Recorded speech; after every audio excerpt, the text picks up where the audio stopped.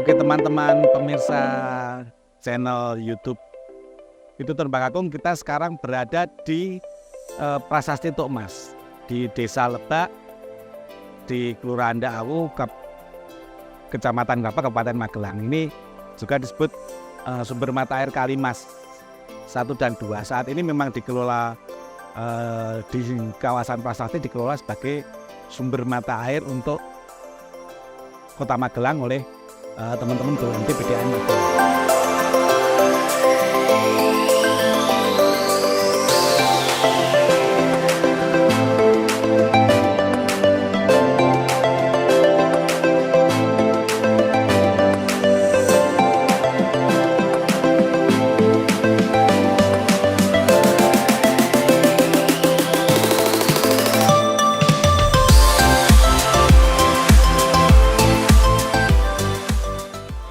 Kawasan di sini teman-teman, jadi Prasasti Tuk Mas itu dikelilingi existing lembah dan hamparan sawah atau perkebunan yang hijau luar biasa.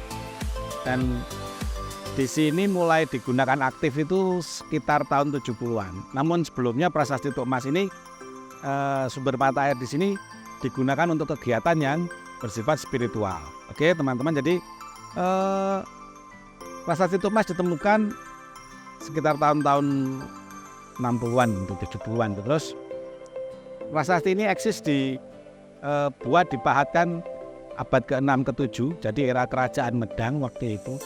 Di dalam prasasti tersebut terdapat simbol-simbol seperti cakra, kemudian ada trisula, bunga tanjung yang itu menceritakan bahwa ini merupakan dua aliran sungai yang layaknya seperti di Sungai Gangga kesuciannya. Oleh sebab itu, di era kerajaan Medang semua kegiatan yang terkait dengan penyucian air, berbasis air, upacara menggunakan air itu diambil dari Tuk Mas. Sampai saat ini pun masih digunakan untuk upacara melasti tiap tahun sebelum nyepi oleh teman-teman dari komunitas Hindu. Bagaimana bentuknya Prasasti Tuk Mas dan bagaimana sumber mata air yang mengalir di sekitar sini, mari kita lihat bersama-sama.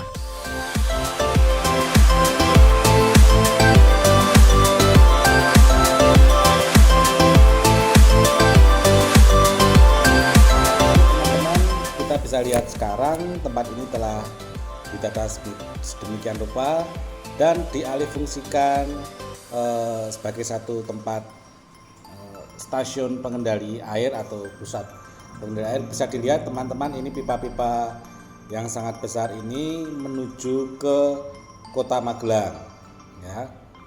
Kemudian yang dimaksud dengan dua sungai seperti Sungai Gangga sekarang sudah ditata seperti ini. Namun keaslian masih bisa dirasakan. Deru air dari sela-sela batuan luar biasa sekali, masih tetap suaranya sangat menderu luar biasa dengan keaslian pepohonan yang tetap dijaga tumbuh kembangnya. Dari hal tersebut, debit air masih sangat bisa terjaga intensitasnya dengan adanya pepohonan ini. Kita lihat batu-batu besar itu masih existing sampai saat ini dan masih memancarkan air dari bawahnya. Kemungkinan batuan tersebut dari era Merbabu erupsi waktu itu, tentunya karena saat ini kita berada di lereng barat Gunung Merbabu. Oke teman-teman, di sana letak prasasti batu tulis Tuk Mas. Mari kita ke sana.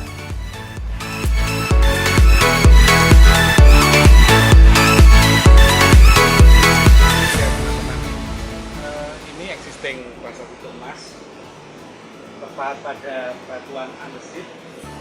Kemudian di sana juga ada batu skema penampang yang dibuat sebagai keterangan apa saja dari transmisi asal simbol yang terjadi. Jadi ini sudah ada sejak abad ke-6 ke-7 dan digunakan untuk upacara-upacara ritual keagamaan aliansi. Jadi kalau merujuk pada transkripsi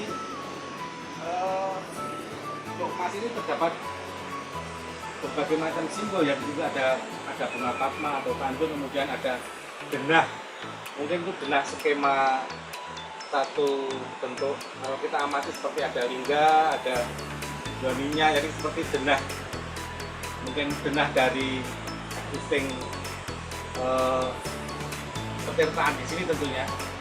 Kemudian ada simbol-simbol cakra, di situ yang saya sebutkan tadi ada semacam lingga, ada trisula, ada bunga padma atau tanjung, itu ada semua. Jadi kalau kita melihat dari terjemahan yang ada itu dapat kurang lebih berisi seperti ini. Bermula dari teratai yang gemerlapan, dari sini memancarlah sumber air yang mensucikan. Air memancar keluar dari sela-sela batu dan pasir. Di tempat lain memancar pula air sejuk dan keramat seperti sungai Gangga, teman-teman. Jadi di sini masih bisa kita lihat batuan itu banyak, pasir juga banyak, airnya mengalir. Namun demikian sekarang sudah ditata dengan instalasi yang luar biasa oleh teman-teman pihak PDAM. Jadi namun tidak mengurangi existing yang masih berbau alami. Itu tetap masih ada. Kemudian prasasti ini termasuk yang paling awal ya yang ditemukan di Jawa Tengah. Jadi memang berbahasa Sanskerta, berburu Palawal.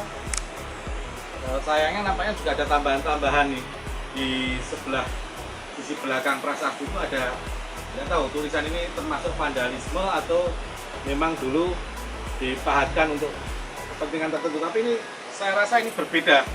Ini sudah huruf zaman sekarang, jadi terbaca beberapa bahasa ini ya.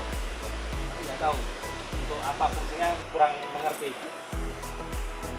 Jadi mungkin semacam pernah untuk penelitian sesuatunya tertanda kalau dibaca TH 4131 00K 90L0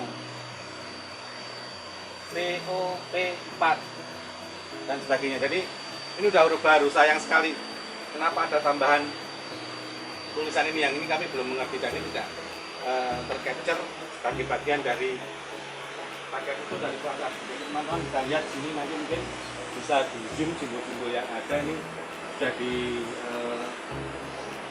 replikasi ulang oleh Balai Pelestarian Peninggalan Purbakala Jawa Tengah.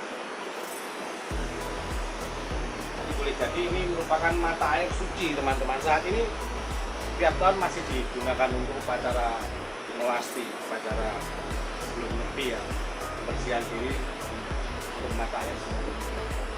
Mungkin nanti pas melasti kita bisa main ke sini juga, seperti apa aktivitas keagamaan yang berada di sini. Jadi ini berada di satu lereng, teman-teman bisa lihat pohonnya sudah masih banyak. Ini prasasti juga belum berubah, terpah di batu-batu, di bawah juga masih banyak batuan. Sementara temuan lepas lainnya belum ditemukan ya, baik itu arca atau simbol-simbol bentuk candi belum. Jadi memang kurang lebih dulu digunakan sesuai isi prasasti, ini digunakan untuk kegiatan pencucian atau pengambilan air suci untuk kegiatan ritual keagamaan beraliran Siwa. Oke teman-teman, sahabat ditutur Kakakung itu ya. Jadi kira-kira abad ke-6 ke-7 itu nenek moyang kita sudah memiliki satu sistem bagaimana mengelola sumber daya alam sekaligus melestarikan. Itu yang perlu kita catat. Jadi kedepannya kita juga harus tetap melestarikan sumber daya alam, terutama sumber mata air, karena kebutuhan kita juga semakin banyak. Dan jangan lupa juga pepohonan yang ada di sekitarnya harus kita pelihara sebagai tempat menahan mata air tersebut. Oke. Jadi kita nanti akan turun ke bawah dan melihat apa saja yang ada di sekitar sini. Oke teman-teman pemirsa Virgin Kakakung, ini mata air yang mengalir langsung dari tebing seperti isi di atau lereng gunung yang disebutkan di prasasti. Bisa dilihat ya, ini karena ada kerusakan struktur bangunan saat ini, jadi masih kelihatan semua ini mengalir dari dinding-dinding ini, mengalir air yang luar biasa. Nanti kita akan lihat yang di bawah sana. Ini alirannya yang kan sini, kemudian nanti di bawah sana masih ngalir. Itu yang bentuk sungai, dua sungai dianggap itu seperti gangga oleh teman-teman Seawise.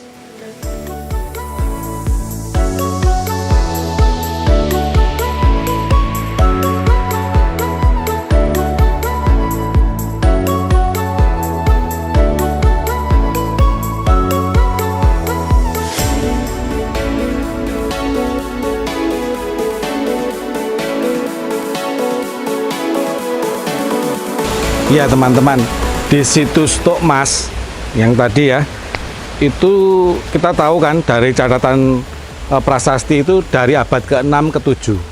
Jadi nenek moyang kita sudah mengedepankan kelestarian alam sejak itu.